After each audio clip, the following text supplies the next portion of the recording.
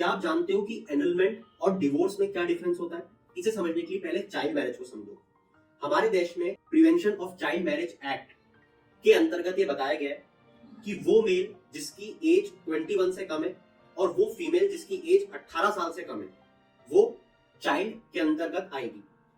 और अगर इन लोगों ने शादी की, मतलब 21 साल से छोटे लड़के ने और 18 साल से छोटी लड़की ने, तो वो चाइल्ड मैरिज कहलाएगी। अब अगर चाइल्ड मैरिज हुई है तो उसके पास ये हक है, उस चाइल्ड के पास, कि जब भी वो इतना समझदार हो वो शादी को नल एंड वॉइड करवा सकता है।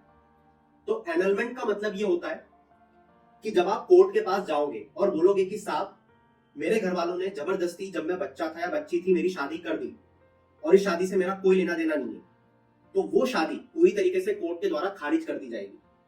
इसका मतलब ये है कि आप डिवोर्सी नहीं कहलाओगे। आपको जो टैग मिलेगा वो एक अनमैरिड मैन या वुमेन का मिलेगा।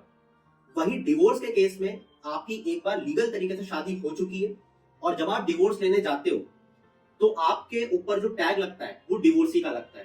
तो उम्मीद करूंगा कि एनलमेंट का मतलब आप समझ गए, जहां पे पूरी तरीके से आपकी जो शादी है वही खारिज हो जाएगी।